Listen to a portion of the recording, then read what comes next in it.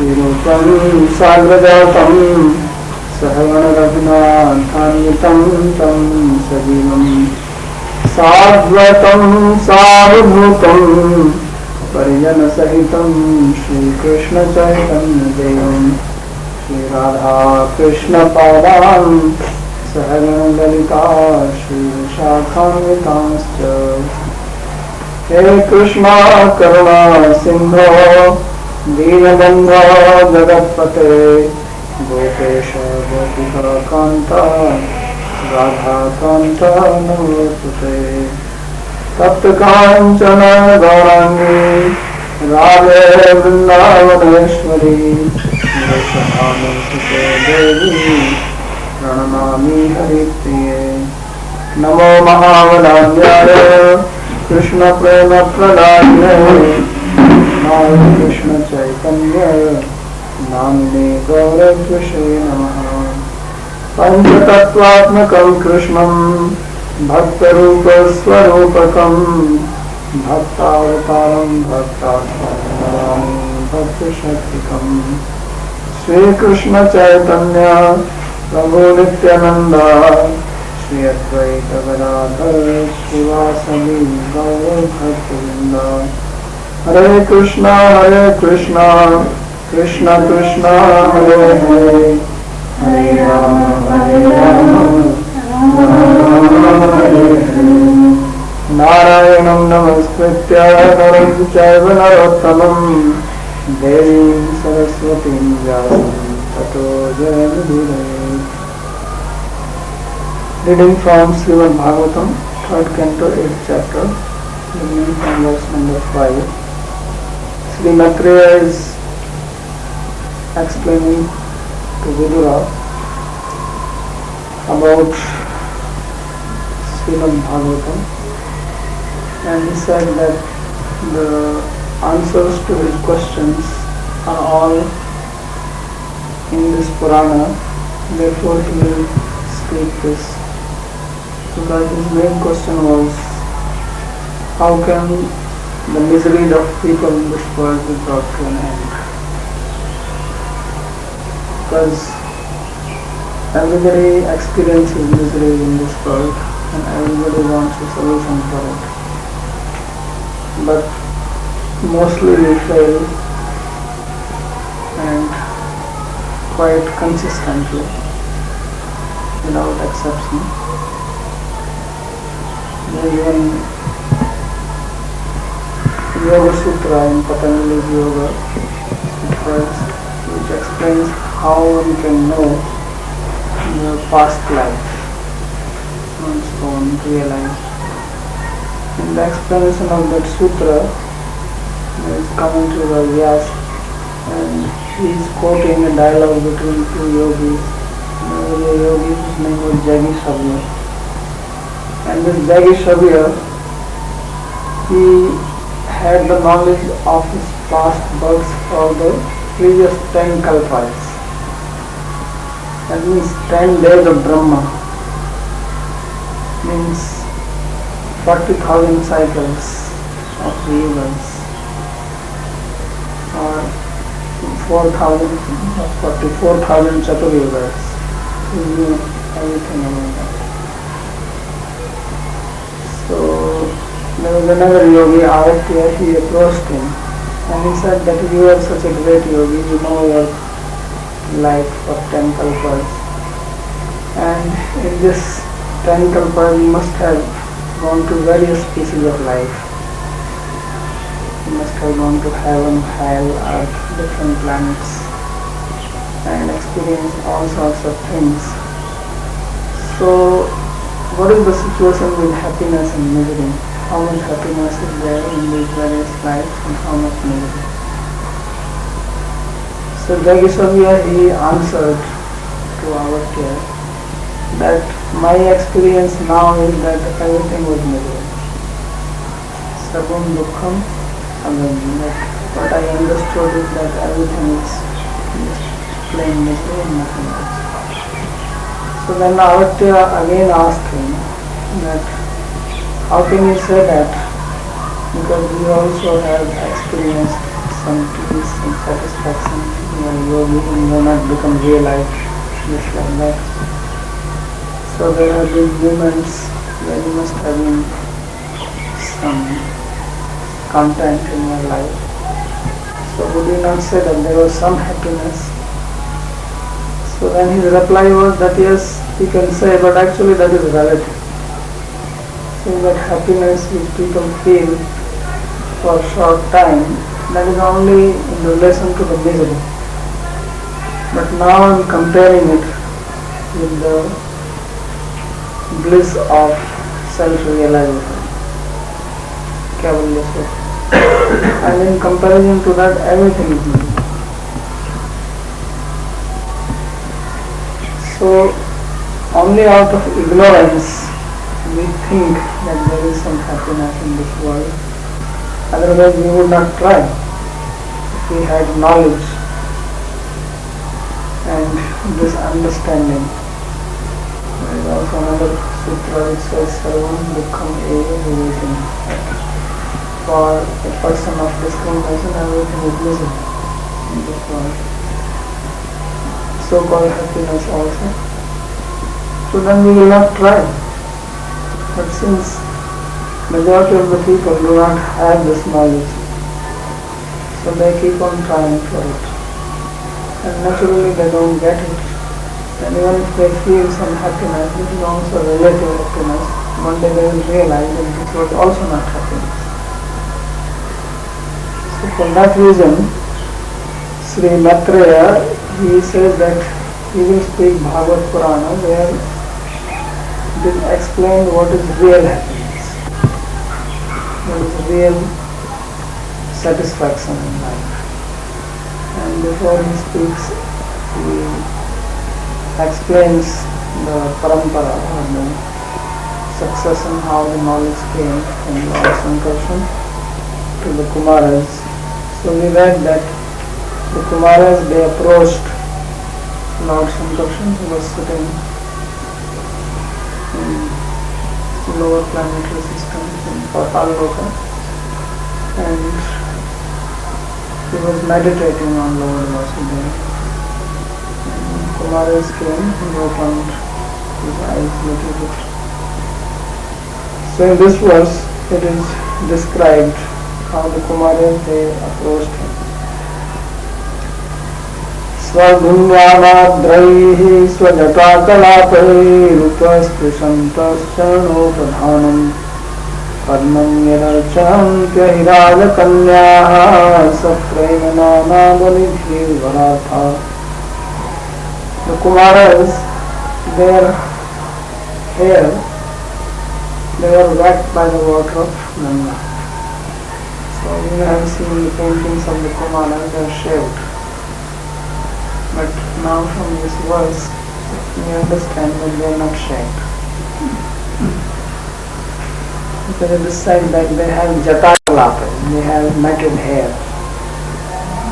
long matted hair. And this hair were wet by the water of Swarbhumi, means the river of the gods. This is the Ganga, because Ganga river goes to all the three planetary systems. It comes from heaven, it comes to earth, to the Himalayas, and it also goes down. So that means they have taken bath in it. So somewhere in the commentary it will be described that they came the path. It's like you take a river, put a boat and you go along the river. So it seems the Kumaras, they came down from the upper planetary system through the water of Ganges. This was their wake up.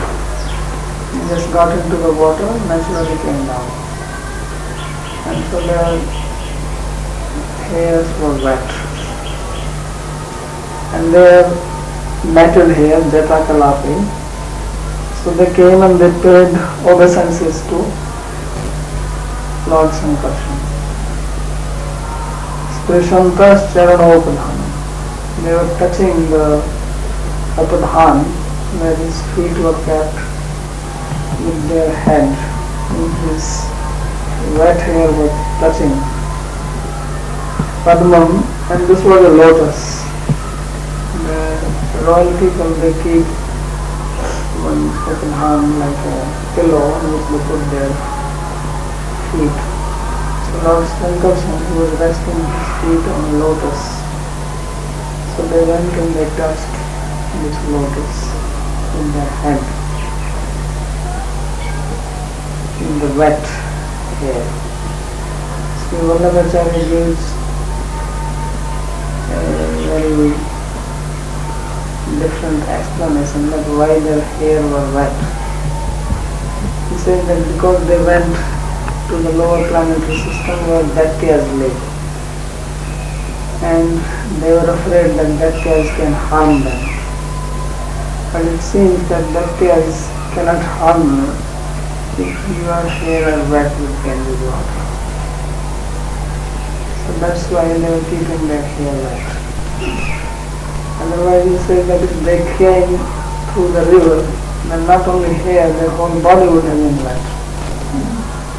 It's not that they were doing Sirsasana, handstand, and keeping their body out. They came through the water, so they must have been wet themselves. But the verse says that only the jata, the matted hair, were wet. So he says that they had wetted their hair for this reason, that the Daityas will not attack them. This is his explanation. And his feet, he says, Yadachanti Rahiraj Kanya Sapremanana Daliti Varantana. The feet of Lord Sankarshan, they are worshipped by the daughters of the king of the snakes, that is Vasuki, who lives in the Patala. And they worship with great love, with various offerings they bring for Lord Sankarshan, with a desire to get some boon from him, varartha. And this word vara means boon. Vara also means a bridegroom. And they come and pray to him to get a good husband. Because the word is kanya. Kanya means they are spinsters and married girls, and they want a suitable husband, so they come and pray. So varartha can mean both that they want a boon or they want a husband. So the Vishnu Chakravarti says that Munin Vishnasti Sadhena Svadhunyada Adrairiti. So it says that in this verse the sages have been described that their hair was wet by the water of Ganges. Sri Bhagavat Shravanartham Satyaloka Patalam Prati Avtaranto Nirantram Ganga Mantate Avtirnayati. So he explains that while coming from the Satyaloka, this is the place where they live with Brahma, they took the route of Ganga, and therefore their hair was wet. Dhanam Udvaram, Dhan means the pillow, Varartha Patikam.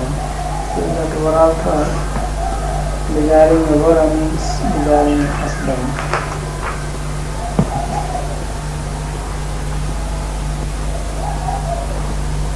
Then the next verse says, Muhurgyanto Vachasanuraga Skalat Padena Sikripani Tadyaha Kirita Sahasra Mani Praveka Pradyotito Dana Phana Sahasram. So after paying obeisances, then they glorified. There is a saying that the gods, they are very pleased by stuti. If you recite prayers to them, and they are very happy. Therefore, reciting prayers is also one of the services. And they also become not only pleased but enthusiastic do something for you.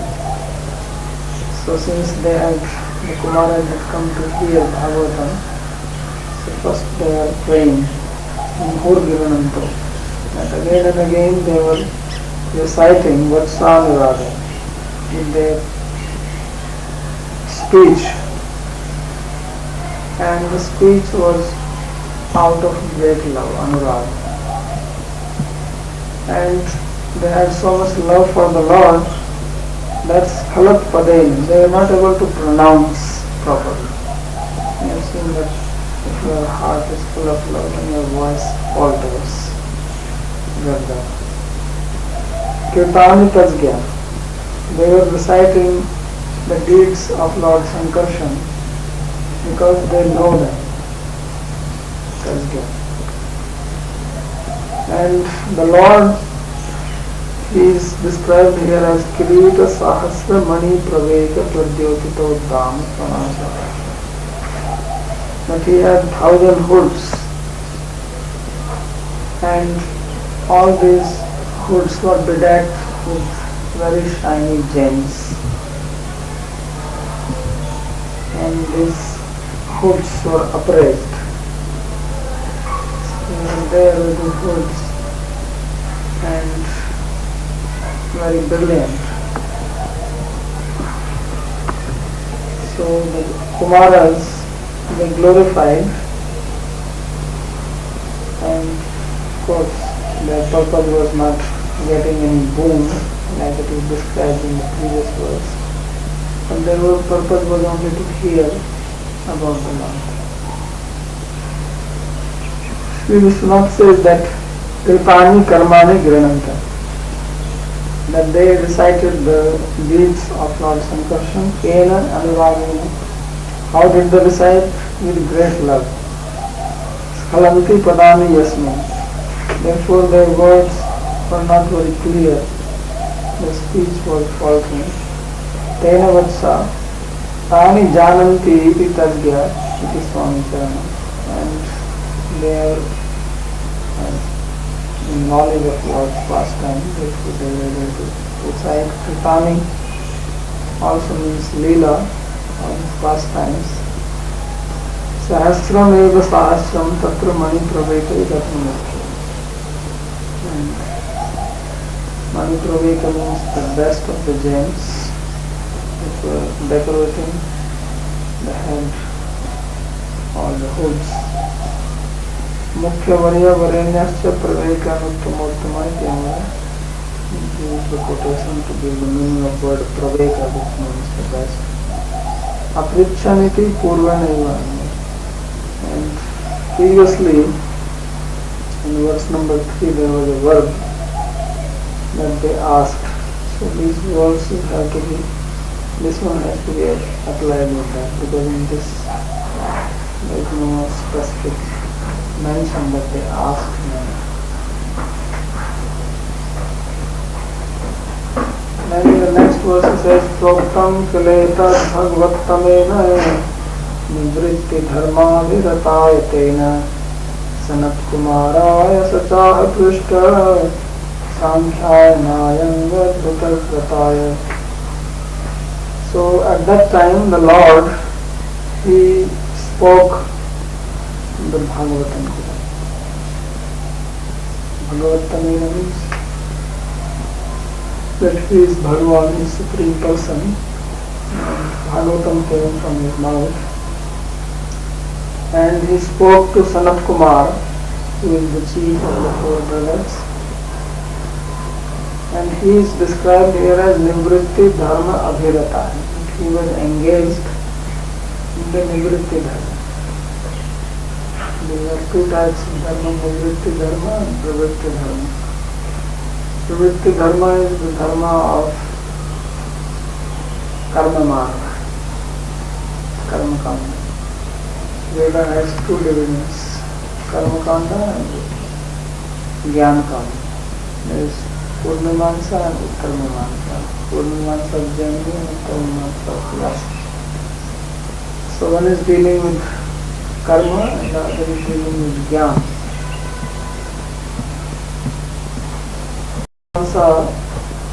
They are called Pravritti Margi, or who are following the path of attachment. Pravritti means to be attached, to become engaged in activity. Obviously, when there is attachment, then you have to act. And Nivritti means to be devoid of attachment and therefore devoid of action. Vritti also means job or business or engagement, and Nivritti means without any job. Because they have no attachments, no desires, then there is no need to work. We work because we have desires.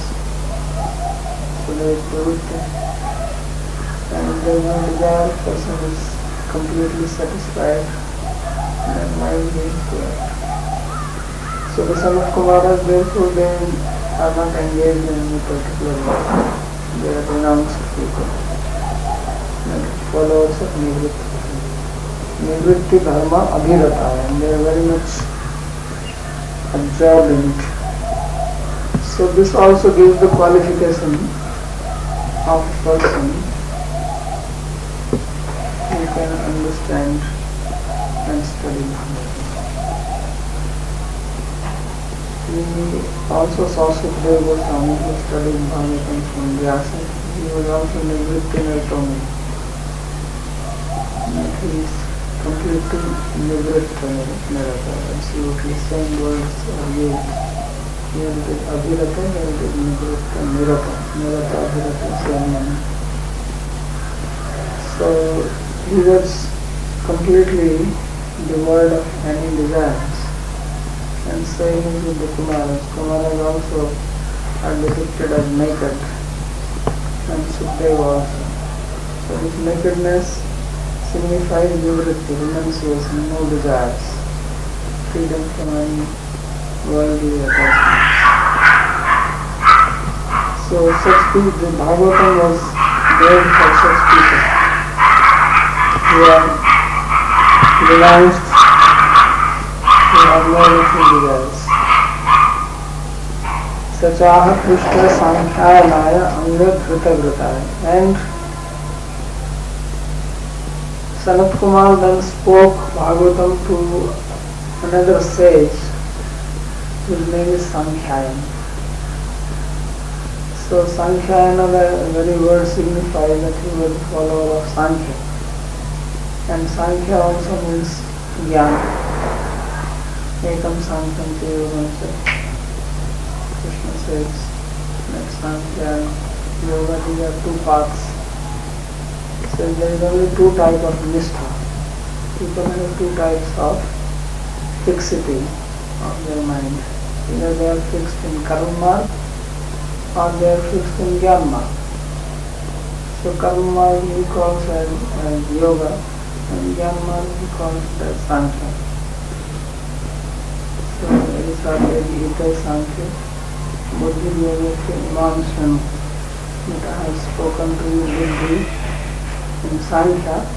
Now I am going to speak Buddhi in Yoga. And Nishtha is in Buddhi, because mind is flipping. So in third chapter he uses the word Nishtha. Nishtha means Nitram Sthita, to be actually situated in. So Karma means a person is completely absorbed in karma. His mind, his thoughts, his body, absolutely absorbed in that. And Jnana means he is living as if he is covered by Jnana, if he entered Jnana. Nishtha also means staying within. So as if you are situated inside Jnana. Jnana is a cave and you get inside it. So that is Jnana. So here it is said that Sankhyayan, he is situated in the Jnana, and he is Dhrita Vrata. He is fixed. Dhrita, Dhriti means fixity. So this is the parampara he is giving. Tena sankarshanena Sanat Kumaraya Bhagavatamena Swathe Tamat. Sankarsana, he gave knowledge of Bhagavatam to Sanat Kumar. Yadva Jagad Utpatti Adi Gyan Vatsu Sreshti. So,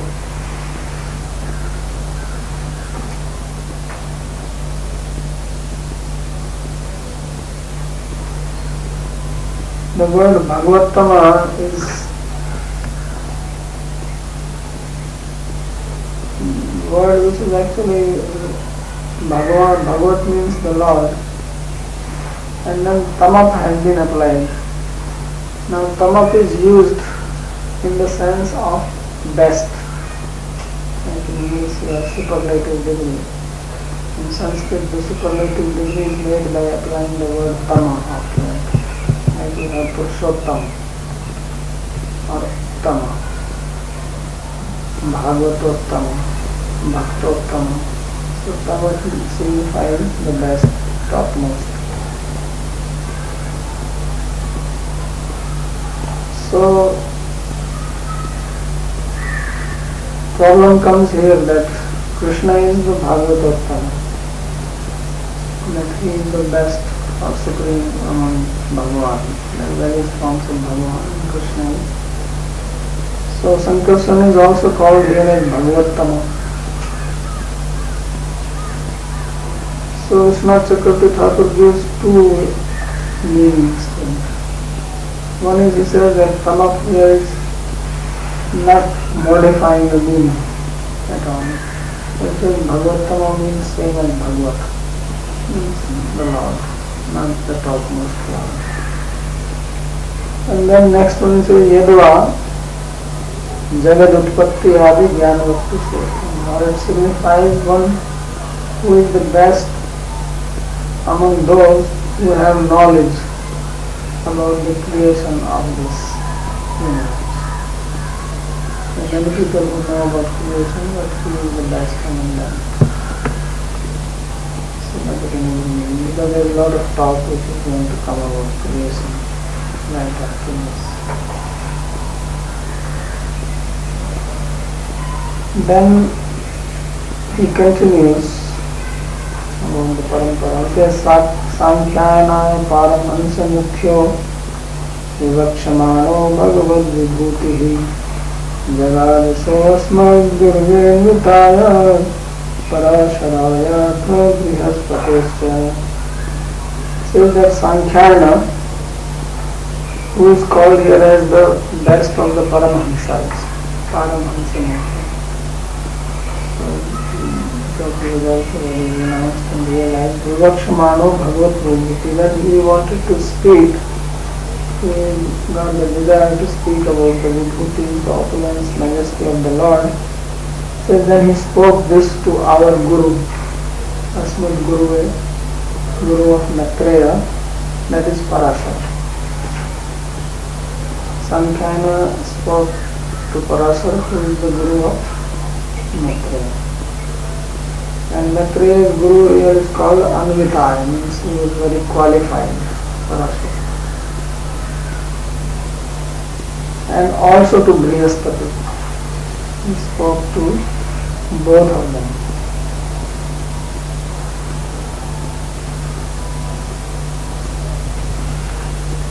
There is no comment. Brihaspati means Brihaspati, but he also spoke to him. Then how is that he got it?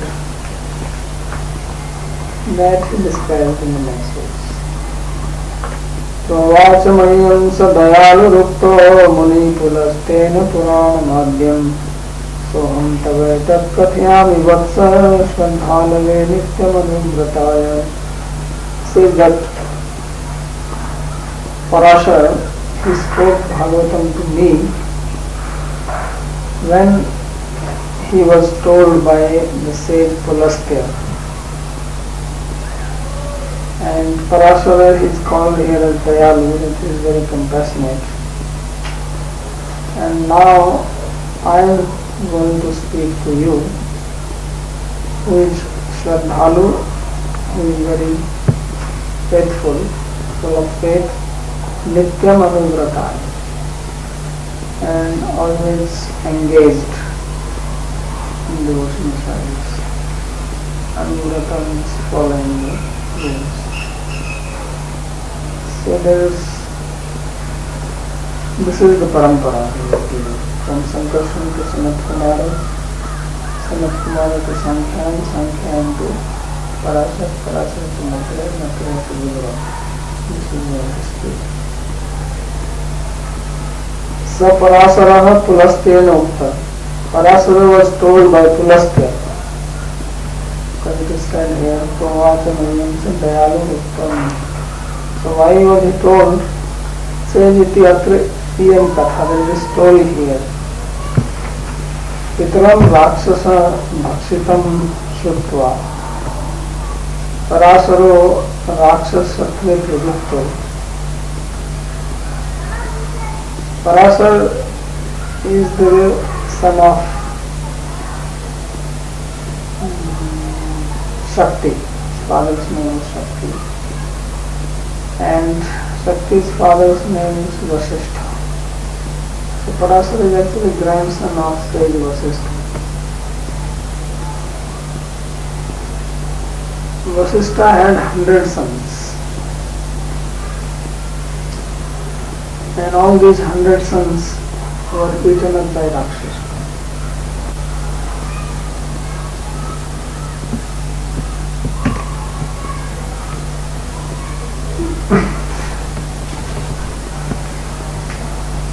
So somehow he had one grandson, it's Parasar, because one of the wives was pregnant, it's Shakti's wife. When he grew up, he asked, where is my father? So he was told that your father was eaten by Rakshasa. Not only he, but his brothers were also eaten. So then he became very angry, Parasar. And sages there, Brahmanas, they don't fight themselves, their power is mantra, doing sacrifice, at least in the olden times. Only Dronacharya, Ashwatthama, they started fighting, bow and arrow.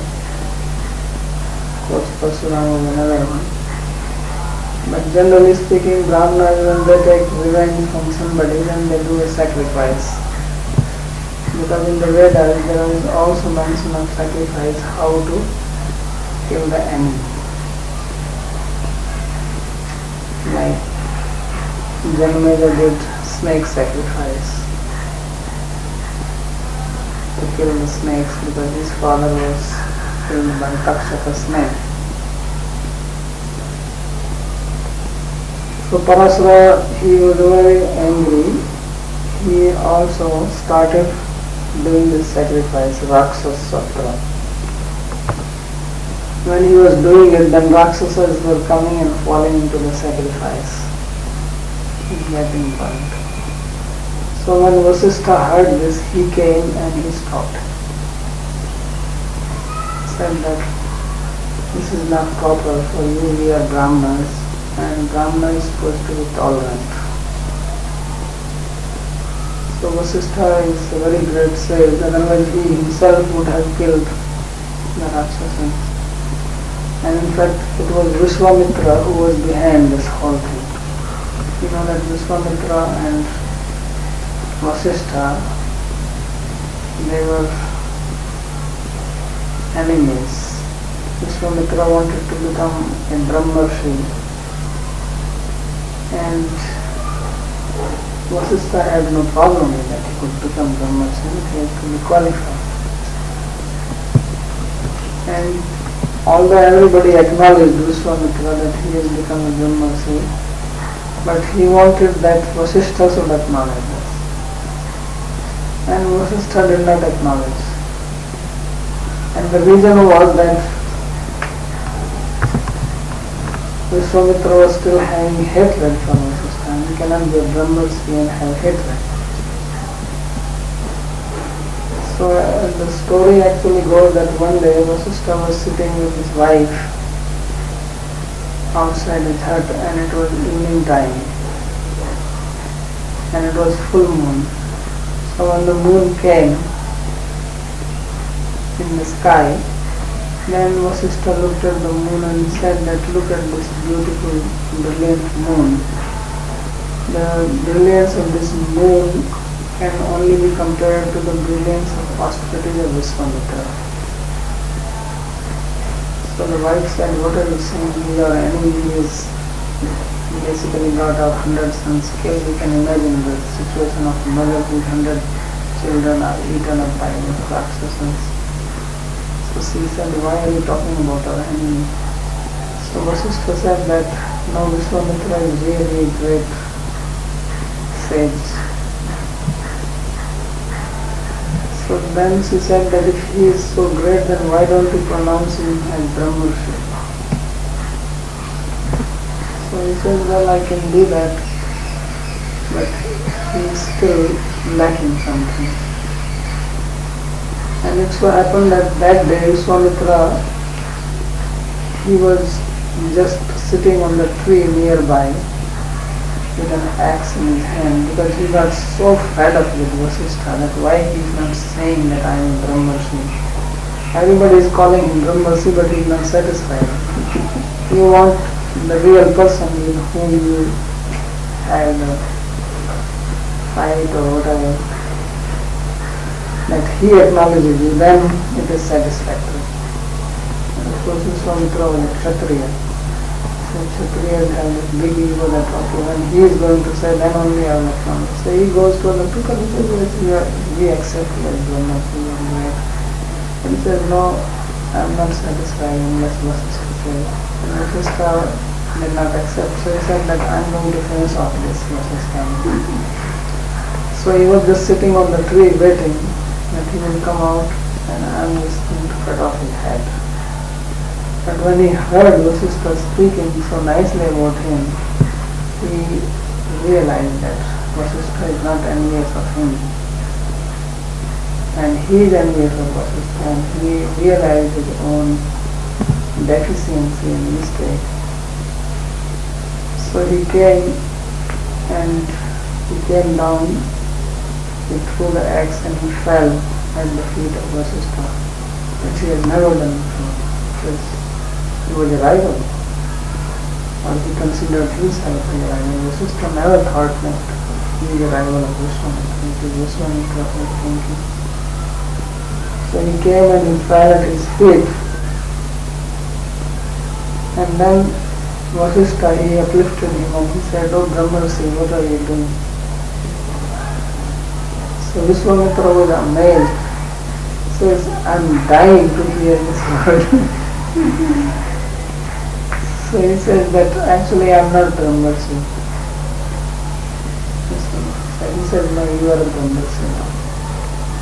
He says, why I am a Brahmarshi now? All this time you never acknowledged me. He says, you have become Brahmarshi now because you have given up your envy towards me. And it is only because of this that I was not acknowledging you, but now that you have given that up, I know this. So this Vishwamitra actually got 100 sons of Vasishtha killed, and then Parasavara, he was doing this Rakshas Satra. Satra means big sacrifice to kill the Rakshasas. And at that time Vasishtha was not Nivritta, and Vasishtha came and he stopped him. Don't do that. Says that the ornament of Brahmanas is Shama, forgive. Just as the ornament of a Kshatriya is to punish the wrongdoers, criminals. They should not forgive. If a Kshatriya forgives a criminal, then he will create havoc in the society, because then the criminals will proliferate. This is what happened to India, that this Muhammad Ghori came in 1090 and he attacked Delhi. and the emperor Delhi was Prithviraj Chauhan, and Prithviraj Chauhan defeated him. But after that he was captured and his Muhammad Ghani fell at the feet of Prithviraj Chauhan and he said, please forgive me, and you are a Kshatriya yet, and he forgave him and he left him. And then he came again, and this time he defeated Prithviraj, and that's how India came under Muslim rule. So this was a mistake he made. Because the other person does not understand, he was only playing a trick. And he got tricked. So Kshatriya has to chastise the wrongdoer. But Brahma's role is different. He has to be forgiving. When somebody harms him, he forgives. So therefore he stopped Parashara. And when he did that, then Pulastya was very pleased. Pulastya is also, says, he is also son of Brahma, his sister is son of Brahma.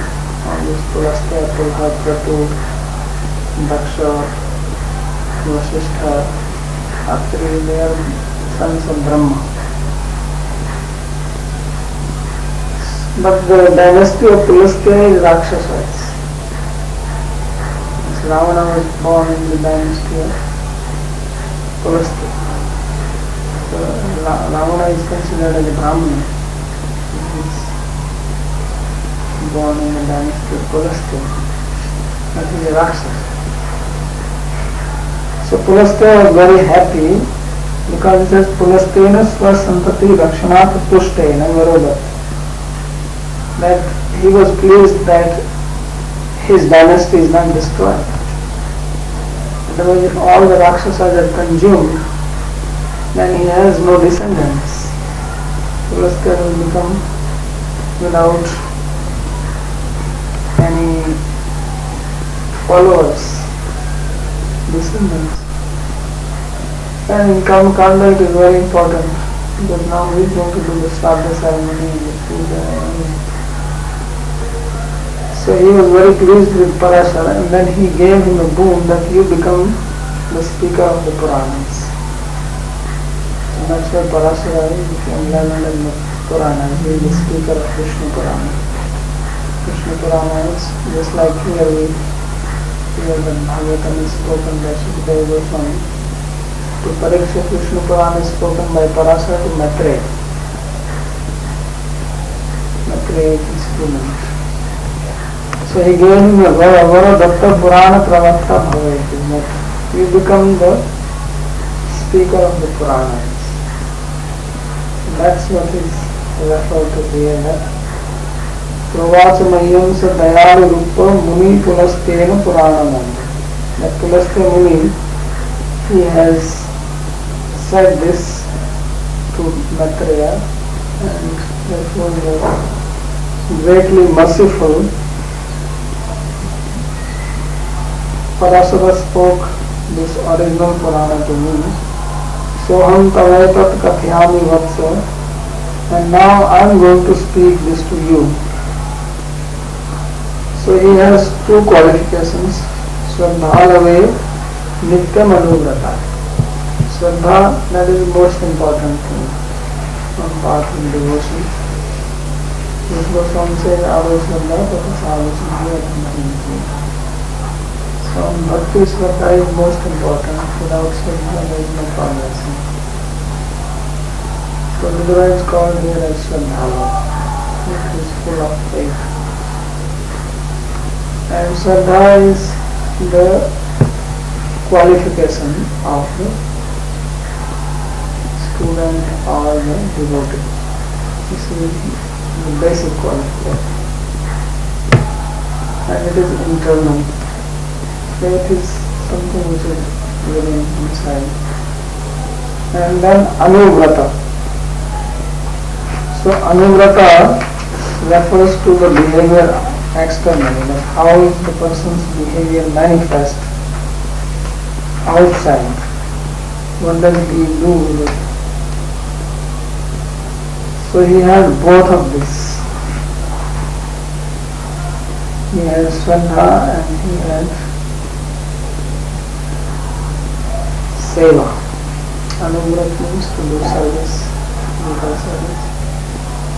So main is Shraddha, that is the chief qualification. Because when Shraddha is there, then seva will continue. Sadhu Shraddha, then Sadhu Sangha, then Bhajan Kriya. Bhajan Kriya means seva. So Bhakti, which is described in Bhagavatam, is the seva predominant. There is seva and then there is paricharya, upasana. Upasana is worship and seva is service. So in the Tantra there is predominance of upasana, how to worship the deity. But Bhagavad Dharma is not predominated by upasana, worship, predominated by service, because this is the dharma of heart. This is the religion of love. You can do upchar, you can do seva, paricharya, which is more like external. You perform the act. You have to do puja, okay, you take the ghee 7 times like this, 4 times, 3 times, 2 times, and chant this mantra of the flower, so this is paricharya. This is upasana. And seva means service, to do favorable activity, what is pleasing to the Lord. So this best bhakti is seva pranam, not worship pranam, not upasana. So that's why the type of worship which is done here in Vrindavan is much different than what you see in South India. South India, what you see is upasana, and here it is seva, in the mood of service. So when the South Indian people come here, they get a little bit confused that what is this? You are going to the PT room and you are wearing shirt. In South India, nobody will enter with a shirt in the temple. In fact, even the visitors are not allowed in some temples. They have to. So they follow the procedure. It has to be done according to the rules. Here you see in most temples things don't happen as per the venue standards. It depends on the mood of the pujari. So it is different. So these two things are mentioned here, Shraddha and Anubrata. Anu means to follow, to be favorable, to be pleasing, and Vrata is reacting to the service. So this qualification is necessary.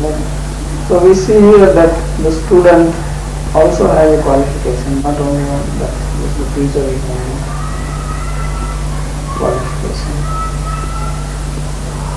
So after explaining the sampradaya, then he comes to the topic. He enters. He says, Udaplutam vishwamidam tadasit yannidraya bhijitadrigan yanilayat ahimratalpe abhisayalekah kripakshana swatmarato nirigah. So at that time, which means at the beginning, before the creation came into existence, so this universe, Udaplutam, it was submerged in the waters of the surface. Yanidraya amilita dream.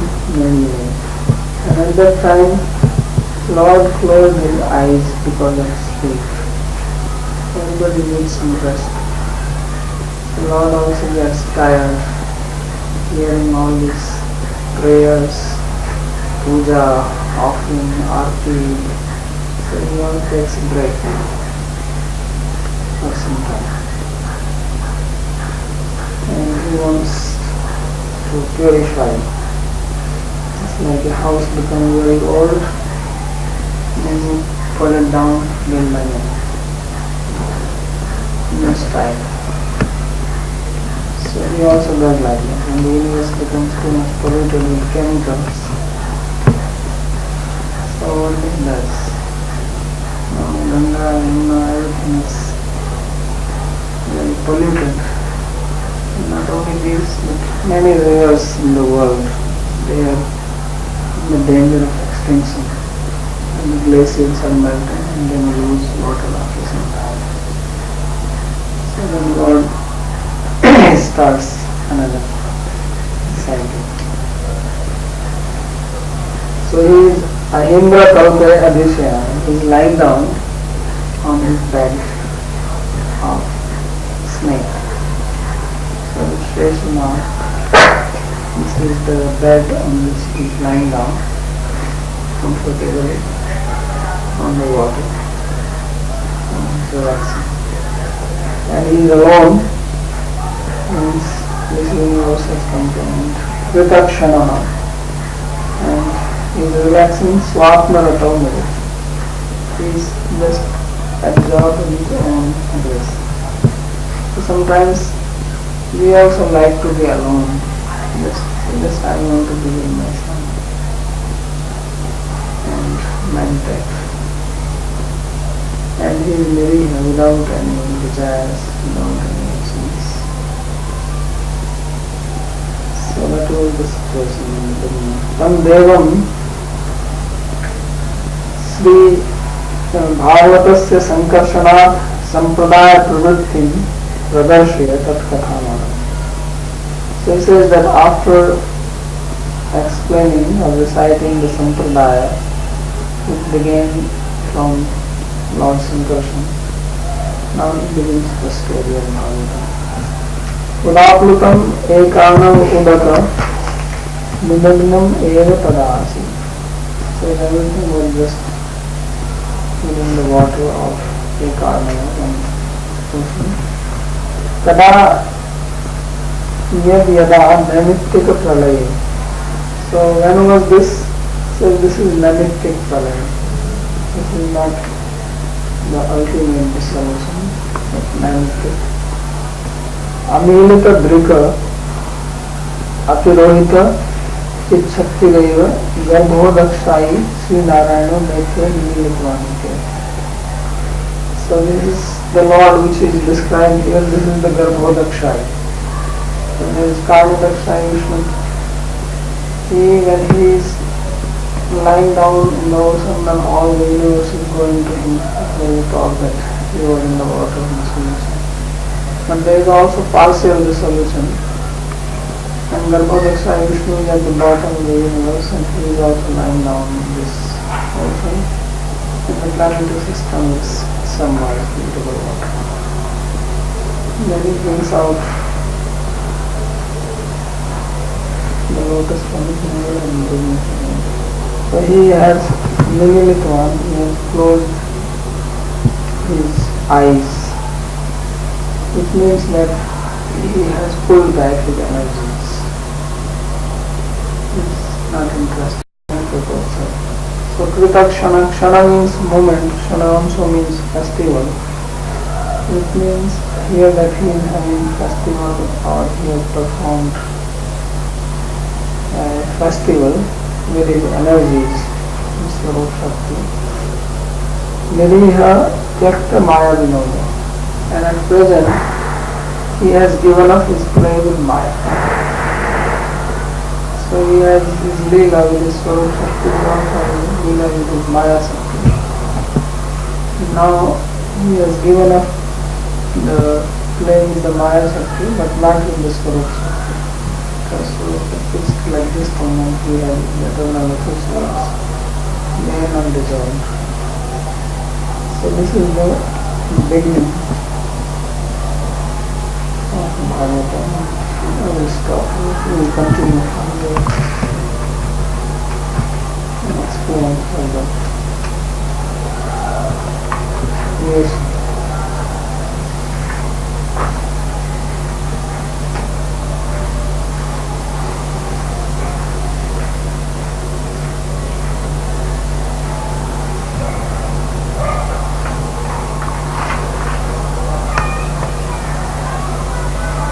pralaya. You said there are others and bigger known. What is the meaning of, literal meaning of the mythic in this case? What does it mean? It means it is because of certain cause. Nimitta means cause. So the cause means that it is the end of some kalpa. When Brahma's one day comes to an end, and because of that there is pralaya. So that is the nimitta in this pralaya. It's called namittika. So it refers to, if I'm well understood, it refers to Brahma as the cause. Brahma's day. Brahma's day coming to an end. Brahma's day is a kalpa. Yes. So the Nitya Pralaya is the end of the kalpa. Yeah.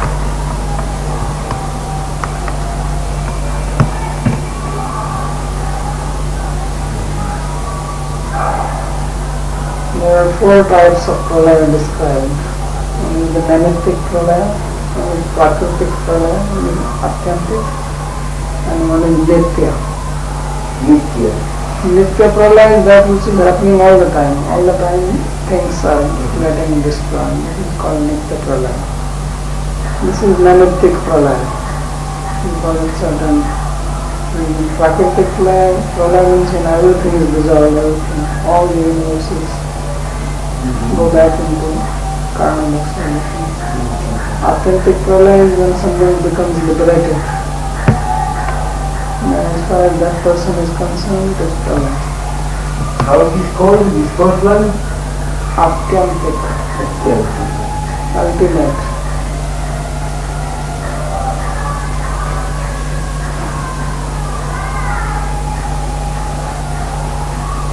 So the mythic pralaya is partial by comparison to Prakriti. Prakriti is complete. When creation takes place again, there's a similar cause, like the end of Brahma's day, is it the day that Brahma has to start? So that's also, When? that's a cause Yes. for in order to create. His night is over and So he actually follows a schedule that is made by himself, really speaking. right. Cycle, everything goes into cycle. That is the characteristic of material world, everything is cycle.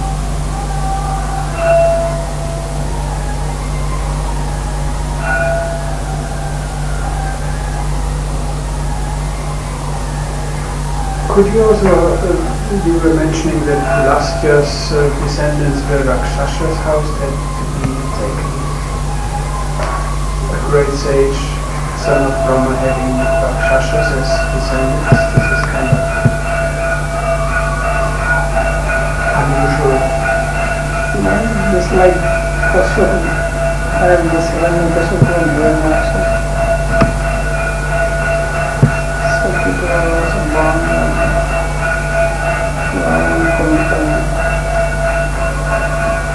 they were also cursed to enjoy the born life.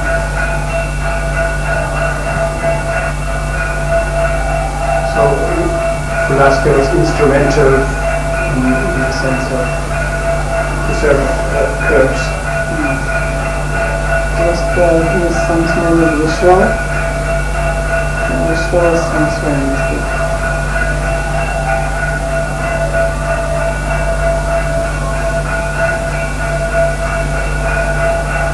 So in case of Hiranyakashipu, it was not it was conception done at the wrong time. I don't know what, there may be something similar happening. So that means that even in the lives of such great sages who are obviously enlightened and there are things which are really not in their control. Although their minds and senses are fully controlled. There are also sometimes I know that from the material things becomes only mind being in the control, but it can also sometimes become influenced. Because material nature, material gunas, along with influx. Sometimes weather takes over, comes also takes over. Everybody has to sleep, but we will also become influenced by comes.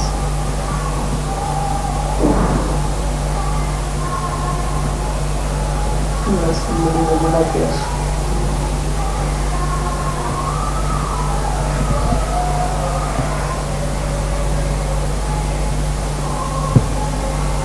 So is it right to say that even the liberated soul, as long as they are in the material world, have to submit to certain influences or plans of the Lord, whatever you Till the time you're in the material, yes. Situations come, you may not be affected by them. It's not maybe you will not be affected by them. That is the meaning of liberated. But different situations have to be faced as long as you are in the material. It's not in anybody's control.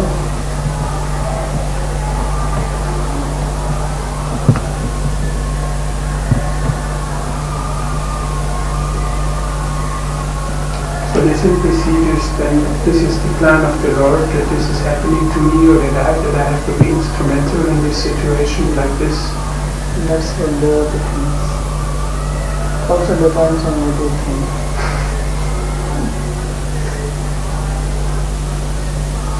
So they are the things that is the Lord's plan. Jnani will think differently. Yogi will think differently. Devotees will think differently. Because for us, Lord is the supreme control. Not Brahman.